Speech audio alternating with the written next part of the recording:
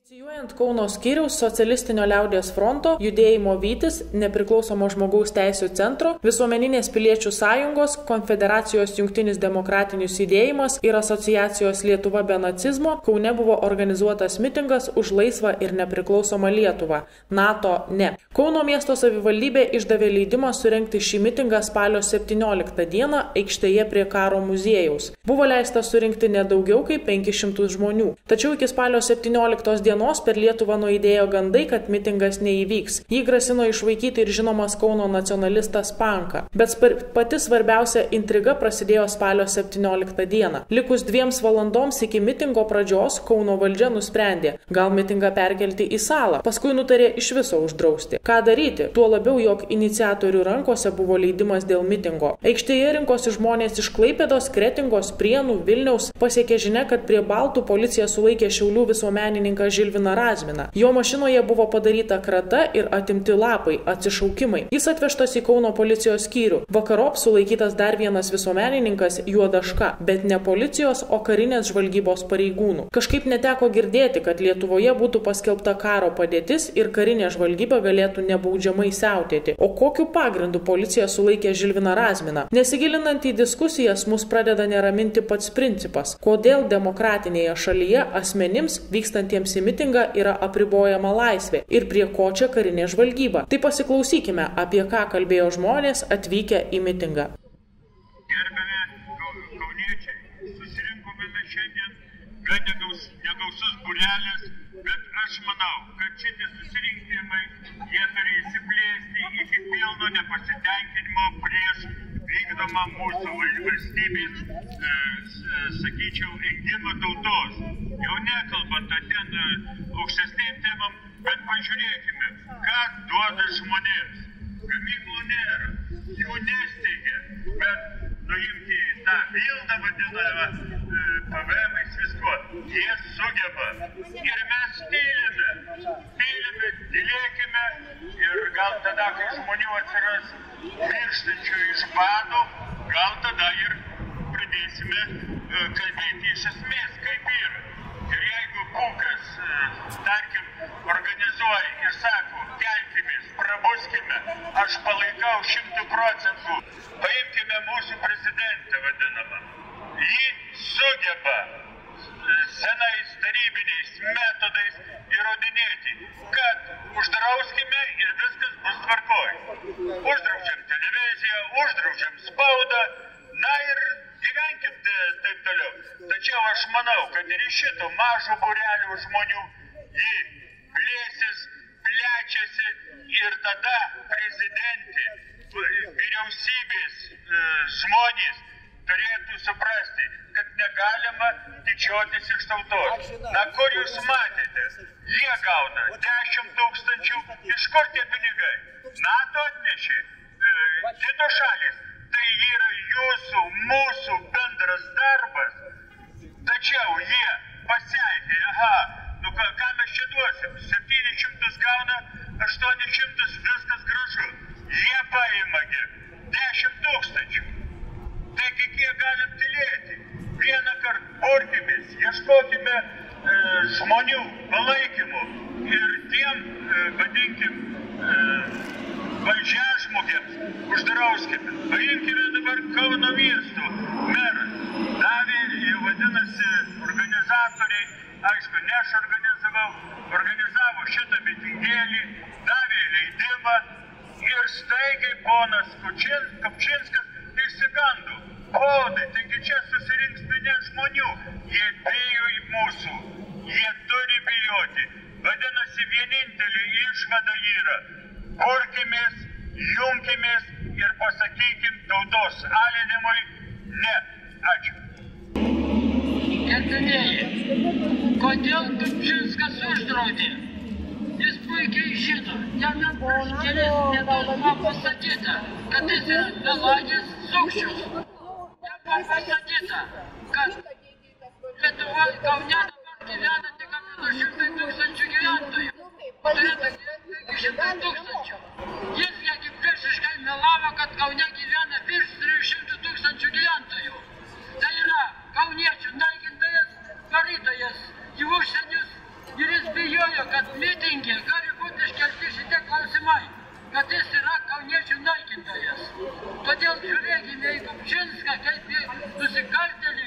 kauniečių priešą. Dabar jeigu imti prezidentę, vėl prezidentė puikiai žino, kad Lietuvoje ne 3 milijonai gyventojų, kada turėtų gyventi jau virš 4 milijonų, o 2 milijonai arba mažiau.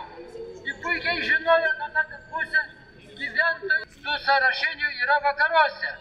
Ji žinojo, kad pagal referendumą įstatymą virš 50% turi ateiti ir nubalsuoti už referendumą. Ji žinojo, kad jie vakaruose būdami neateis.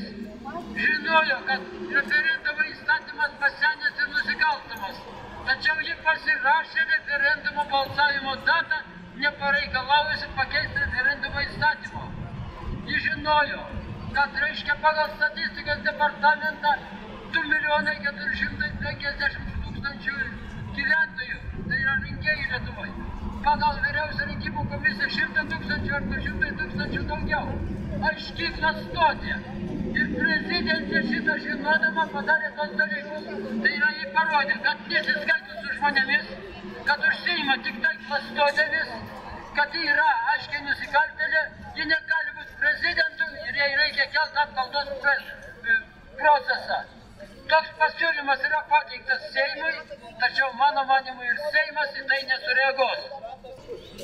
Sveiki, tautiečiai! Šiandien turėjome susirinkti mitingą dėl NATO imperializmo ir militaristinės propagandos Lietuvoje. Pagal idėją turėjom turėti teisę į laisvą žodį, reikšti savo nuomonę, taip vadinamoje demokratinėje Lietuvoje. Tačiau aš čia kalbu tam, kad praneščiau jums apie tai, kad Lietuvos pilietis, Lietuvos patriotas Žilvinas Razminas buvo suimtas policijos pareigūnų šiandien važiuodamas į šį protestinį renginį. Tai iš esmės yra tikriausiai dėl to, kad konjunktūriniams dariniams, kurie yra suinteresuoti karo kurstimu ir karo propaganda Lietuvoje, šio žmogaus dalyvavimas šiame mitinge buvo neparankus. Šituo mes matome tikrąjį veidą vadinamosios demokratinės Lietuvos valdžios. Mes matome tikrąjį veidą tų, kurie pasivadinę tautos gynėjais, patriotais, sako, kad mes esame laisvi, kad mes turime kažkokias tai teisės. Bet iš tikrųjų, žmonės, paklausykite, jeigu jūs kalbate, kas yra neparanku, ko jie nenori, kad jūs kalbėtumėte, tada iš karto atsidurėte taikiklyje, iš karto esate valstybės priešų vadinamas, iš karto kacapų vadinamas, koloradininkų ar Rusijos agentų, nors iš tikrųjų šie žmonės ir šis visas mitingas, ir Žilvinas Razminas, ir gerbiamas Giedrius Grabauskas, visi, kurie prisidėjo prie šio mitingo organizavimo, jie yra ne Rusijos agentai, nereiškės 5 kolona, o dori lietuviai, Lietuvos piliečiai suinteresuoti tuo, kad Lietuva būtų laisva, kad Lietuva būtų nepriklausoma, o ne pažeidinėjant Lietuvos konstituciją, kad čia būtų dislokuojamos NATO bazės, o kad lietuviai būtų varomi į imperialistinio karo verpetus, žūt dėl vakarų kapitalo pelno. Tad žmonės, išgirskite, kad Lietuvoje demokratijos nėra, kad valdžia neatstovauja liaudės interesų, kad valdžia tik žaidžia patriotizmo kortą, tačiau tikrieji patriotai yra persekiojami, tikrieji patriotai yra užgujami ir tik susitelkę, tik parodę, kad mes nebeleisime iš mūsų tyčiotis, tik parodė, kad mes esame vieningi, tik parodė, kad mes turime valią priešintis, kad mes turime valią išreikšti savo nuomonę, galėsime nebebūti pastumdėliais savo pačių šalyje. Tad vienykimės, nebijokime protestuoti, nebijokime eiti į demonstracijas, parodykime savo nuomonę, kad mes esame prieš NATO, kad mes esame prieš imperializmą, kad mes esame prieš skurdinimo ir žmogaus pažeminimo politiką Lietuvoje, per kurią milijonas lietuvių, milijonas Lietuvos piliečių buvo išvaryti lauk iš savo šalies. Vardan ko? Tik vardan to, kad jie galėtų dirbti ir kalt pridėtinę vertę, kalt pinigus vakarų kapitalistams, vakarų globalistams, vakarų buržujams, kurie yra suinteresuoti Lietuvos valstybės sugriovimu ir nustekenimu. Tad, mėly tautiečiai, piliečiai, vienykimės, nebijokime, parodykime, kad mes esame lietuviai, kad mes nebijome. Labai džiugu atidūmėm iš Vilniaus vien tik sužinoti. nežinojo, kad yra toks renginys, kur pirmą kartą Lietuvos istorijoje galima pasakyti kažką prieš. Nes jeigu nepalaiminta, vadinasi negalima, vadinasi kacapai, vadinasi koloradai. Dabar kodėl mes nieko nežinom? Patariu, gerbėmieji, grįžus namo, susivesti Google internete. Įstatymas 2277. Mes nežinom dėl to nieko apie vykstančius reiškinius, kad pas mus veikia svetimos valstybės įstatymas, kuris Amerikos kongrese JAV jau buvo prieš 3 mėnesius. Jie nieko neslėpia. Pagal tą įstatymą parašyta, kiek milijonų gaus visas Pabaltijos, Lenkija, kad iš Ruso suformuoti priešą, kiek milijonų gauna mūsų žiniasklaida, kokiu būdu bus apstatyta branduolinės raketos. Ir jie viską tą atvirai pasakoja, todėl nenustebkit, kad Delfi, Lietuvos rytai, dabar jau ir kiti, visi vienu žodžiu pagrindiniai laikraščiai finansuojami iš šitos svetimos valstybės įstatymų reglamentuotai pinigais. Ir toliau mes esame mulkinami ir varomi į karą, į ekonominę suirutę. Tai va, todėl prisidedu prie anksčiau kalbėjusių ir raginu visus plėsti šitos judėjimus, reikšti laisvai savo mintis, nieko nebijoti, nors mes nesam laisva Lietuva, bet aš labai tikiuosi, kad kartu su jumis mes jie būsime. Kur lietuvėlė? Jos nėra. Vieną pasakysiu tą, kai per televiziją. Ginkluotas kareivis svetimos valstybės, mano žemėje, mano akimis jis yra okupantas. Ir kada įteikiau rezoliuciją prezidentė, pareikalaudami, kad išvestų amerikonų karius iš Lietuvos, gavau atsakymą, ten 2 lapų dar nespėjau perskaityti, kad aš kovojau už laisvą, nepriklausomą Lietuvą, kad nebūtų nei anglų, nei prancūzų, nei amerikonų, jokios kitos valstybės kareivių. Šiandien mes leidome okupuoti ir vėl esame okupuota valstybė. Lietuvai negresia jokie išoriniai pavojai. Priešai gresia iš vidaus. Bepročiai, pataikūnai Amerikos, siekiantis Ukrainos įvykių Lietuvoje. NATO negins nieko, o gal gins pensininkus nuskurdusius, išbadėjusius. Ar gins tuos, kurie kapitalą savo baisiai saugoja, jį nori saugoti, perduodami pataikūnai savo šalį, kuriai teikėsi įtikti. Ačiū.